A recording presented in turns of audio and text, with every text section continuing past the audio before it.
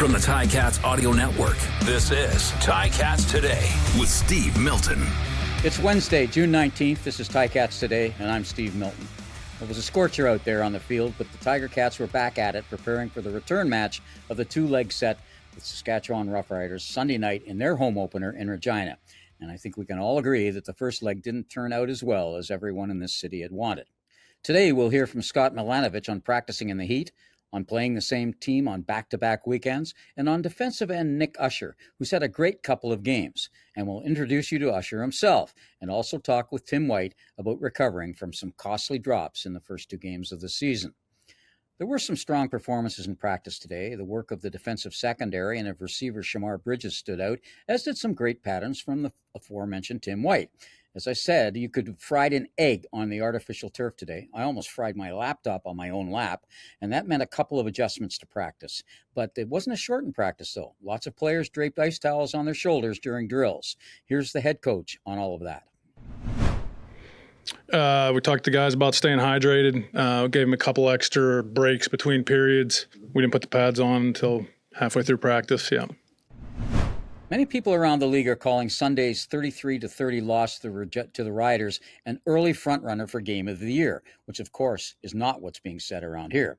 You can't undo what's done, though, but you can do what needs to be done next, and that's what the Ticats will be up to in practice this week.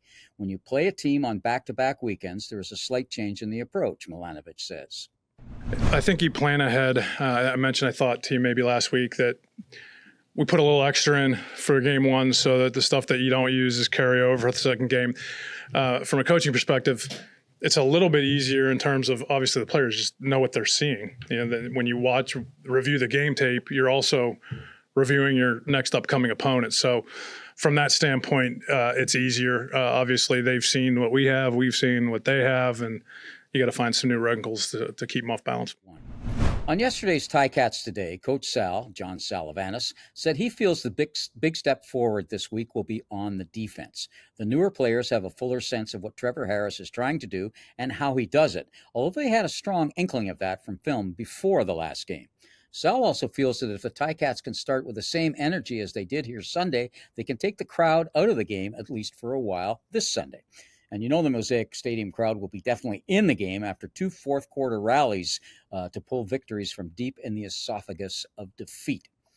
A little sidebar here about that Saskatchewan and its crowd, which comes from all over the province and beyond. Just last night, the Riders, who are a community-owned team, had their annual general meeting, and they announced that they'd lost $1.1 million last season, highly unusual for them. And they cited two reasons, well, three really, including the rising costs that have been affecting all of us. One was the faltering economy in Saskatchewan after so many boom years, but the larger and most important one, they said, was the performance on the field, or at least in the standings. What all sports franchises try to do is insulate themselves from wins and losses by enhancing a full-on game day experience, but that can only go so far. The Riders have had 6 wins each of the last 2 years, and there's been some disenchantment. So the 2 comeback wins this year, so far exciting ones if you're a Saskatchewan fan, were like manna from heaven for them. So it's up to the Ticats to grind up that manna before it can provide any local sustenance. Sure. Yeah. I mean, it's always great to start fast, especially on the road in a loud environment. I'm sure they'll probably be sold out. You know, they got a lot to be excited about over there. Starting fast is always a good thing. I thought it helped us kind of get going as a team, even at home. So we're always looking for that fast start. Overlooked in Sunday's loss was that the Ticats had 4 sacks, giving them 5 on the year. 3 of them, including 2 on Sunday, were set up by defensive end Nick Usher, forcing the quarterback back to his teammates who actually executed the sack. So let's take a look at Nick Usher. He played almost every game in his 4 years at Utah, where the Miners, that's the name of their team, play against some of college football's most famous schools. At UTEP, his head coach described him as having the best motor on the team.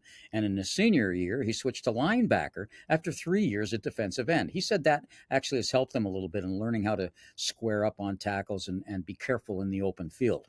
He had a half dozen sacks that year as a linebacker and a career-high number of tackles. And he left the school as a team captain and with a degree earned within his 4 years at UTEP. That was a promise he had made to his mother, and he fulfilled it. When he got to UTEP in 2013, he had to immediately go to work on his body size. I graduated high school 190 pounds. Went through a summer at UTEP, got from 190 to 235 in one summer. Yeah, I was really dedicated and didn't want to redshirt. Like, when somebody tell me I can't do something, that just pushed me more to get it done. Usher arrived in the CFL with Edmonton in 2018 and was on the Elks team, which lost the East Final to the Ticats, actually, in 2019.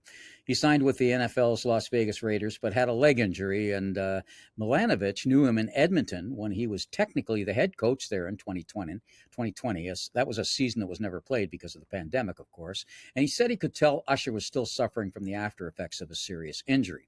Usher ended up in Montreal, where he spent 2.5 seasons, but the Owls cut him last year in the middle of the season after 14 defensive tackles and 5 sacks in his 2.5-year tenure there, and he finished up the year with BC. The Ticats grabbed him as a free agent as soon as they could in February. It would seem that this is a player with something to prove. Most definitely. Dealt with a big injury 2 years ago, and I feel like I'm finally getting my feet wet and finally getting that term, like, to be myself again. So I'm definitely excited to be here and happy that this organization gave me the opportunity to come and show my talent for sure. Casey Sale's sack in Game 1 and 2 of Brandon Barlow's outstanding 3 sacks against Saskatchewan came partly because of the relentless, angry work of Usher to contain any escaping rollouts, and he says he's happy that other guys are getting the statistics. At the end of the day, like, I'm a teammate. I'm a teammate first. Like, I definitely want to help us eat. I'm going to have my day come in bunches, but if Barlow get his and I'm the guy that gives it to him, like, I'm happy. I know he'll do the same thing for me. You know, like, this teamwork and this bond and this group starts like that. So Now, football practice and soccer training aren't the only activities at Tim Hortons Field this week. The annual Yoga on the Field will take place tomorrow at 8 p.m., just a couple of hours after the summer solstice hits. Many pro athletes, and I'd say close to a majority of them now, incorporate yoga into their training. And the hour-long session tomorrow night by an expert instructor is designed to be beginner-friendly. You can register right until half an hour before start time at the stadium and check ticats.ca for more detail. Somebody who will be there, and I might go myself, is Ticat receiver Tim White, who's been the topic of a lot of discussions the past couple of days.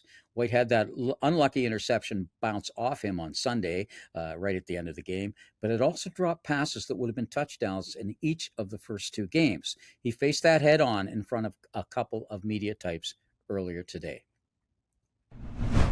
It's a little bit of everything. You know, you want to show up for your teammates. You know, you want to set a really high standard early. You know, and get the season rolling on a positive note. I feel like up to this point I haven't done that necessarily yet, but you know, I look to bounce back and I look to do a lot more in the future.